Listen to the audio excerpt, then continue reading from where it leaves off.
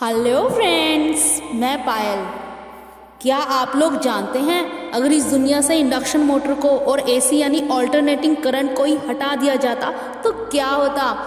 आप जो ये सेल फोन चला रहे हो ना, वो ही नहीं होता। दुनिया में जितनी भी गाड़ियाँ चल रही हैं वो नहीं होती।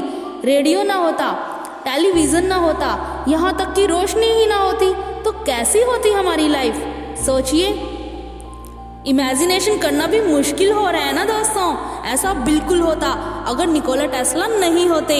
जी हाँ फ्रेंड्स, निकोला टेस्ला, जिन्होंने इन सब चीज़ों का इन्वेंशन किया। तो आज का टॉपिक निकोला टेस्ला के ऊपर। निकोला टेस्ला का जन्म 10 जुलाई 1856 को स्किम्डस क्रोएरिया में हुआ था। टेस्ला की हाइट 6 फुट 2 इंच थी। निकोला टेस्ला के फादर का नाम मिलिटन टेस्ला था और वो एक चर्च में फादर थे, और मदर ड्यूका टेस्ला जो कि खेतों में काम करती थी। निकोला टेस्ला बचपन से ही पढ़ने में बहुत तेज थे। टेस्ला को बुक्स पढ़ने का भी बेहद शौक था। टेस्ला अपनी हर क्लास में A+ मार्क्स लाते थे।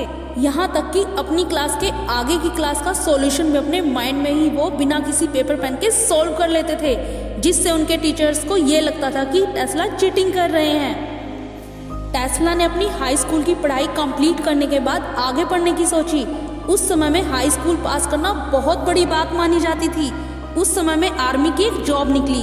टेस्ला के फादर चाहते थे कि टेस्ला चर्च में एक फादर के रूप में रहें या फिर आर्मी की नौकरी ज्वाइन करें, पर टेस्ला के मन में तो कुछ और ही चल रहा था। एक समय ऐसा भी था जब टेस्ला एक गंभीर बीमारी से जूझ रहे थे, जिससे उनकी तबीयत बहुत ही ज़्यादा खराब हो गई थी। तब उनके फादर ने उनसे कहा, तुम ठीक हो जाओ, फिर चाहे वो कर लेना। और कुछ ही दिनों में टेस्ला एकदम सही हो गए। फिर उन्होंने कॉलेज में एडमिशन लिया। एक दिन कॉलेज में प्रोफेसर जब स्टूडेंट्स को पढ़ा रहे थे, तब वो डायरेक्ट करंट के बारे में बता रहे थे कि डीसी कैसे काम करता है और उससे मोटर कैसे वर्क करता है।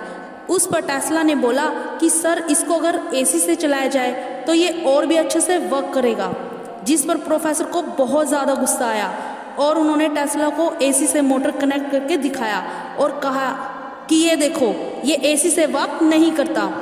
तब से ही निकोला टेस्ला ने ठान ली थी कि वो एसी करंट के ऊपर ही काम करेंगे। टेस्ला की लाइफ में कुछ कंडीशन ऐसी आई जिसकी वजह से वो डिप्रेशन के शिकार हो गए और उन्होंने जुए और ताश खेलना शुरू कर दिया था, जिसके कारण उनका कॉलेज का रिजल्ट भी बहुत खराब आया। पर दोस्तों, सिर्फ डिग्री ही सब कुछ नहीं होती है, आदमी की नॉलेज हमेशा काम आती है। निकोला टेस्ला कॉलेज की पढ़ाई के बाद एक रेडियो की कंपनी में काम करने लगे, जहां पर वो बिजली के खंभों पर चढ़कर तारों की मरम्मत का काम करते थे, और टेस्ला ने उन कंपनी में बहुत से सुधार किए। लेकिन इतना सब होने के बाद भी टेस्ला अपने आविष्कार को पेटेंट नहीं करवा पाए थे। निकोला टेस्ला अपने काम को लेकर बहुत एक्टिव रहते थे। वो कोई भी डायग्राम को अपने माइंड में ही 3D इमेजिन कर लेते थे। पार्क में चलते चलते वो सारी मशीनों के डिज़ाइन को समझ जाते थे, जिसकी वजह से कुछ लोगों को हमेशा ऐसा लगता था कि निकोला टेस्ला के पास कोई तो दिव्य शक्ति है। हालांकि टेस्ला ने कहा था कि उनका संपर्क एलियन से भी है, और उन्होंने टाइम ट्रैवल भी किया है, जहां उन्होंने पास्ट, प्रेजेंट और फ्यूचर तीनों को एक साथ जिया है। ये बात टेस्ला ने अपनी किताब माई इन्वेंशन में भी कही है। टेस्ला की इन्हीं खूबियों के चलते 1882 में उन्हें थॉमस एडिसन की कंपनी में नौकरी मिल गई, और 1884 में इनका ट्रांसफ़र अमेरिका हो गया। टेस्ला ने थॉमस एडिसन के आविष्कार में बहुत बड़ा योगदान दिया, उनके डीसी करंट में बहुत सुधार किए।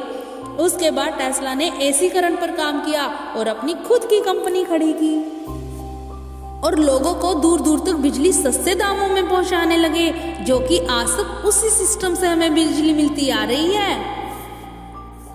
निकोला टेस्ला काफ़ी इंटेलिजेंट थे। उन्होंने काफ़ी सारे आविष्कार किए, जिनमें से कई तो आज तक यूज़ में लिए जाते हैं और कई तो मानो इतिहास के पन्नों से ही गायब हो गए हैं। टेस्ला को 8 अलग अलग भाषाएं आती थी, और वो जो भी सोचते थे ना, वो उस समय से काफ़ी आगे का होता था। टेस्ला वायरलेस इलेक्ट्रिसिटी पे काम करने की सोच रहे थे, जिसके लिए उन्हें फंड की ज़रूरत थी, और वो फंड मिला उन्हें जेपी मॉर्गन से। फंड मिलते ही उन्होंने अपना काम स्टार्ट कर दिया। उन्होंने एक गमबदनुमा टावर भी बनाया।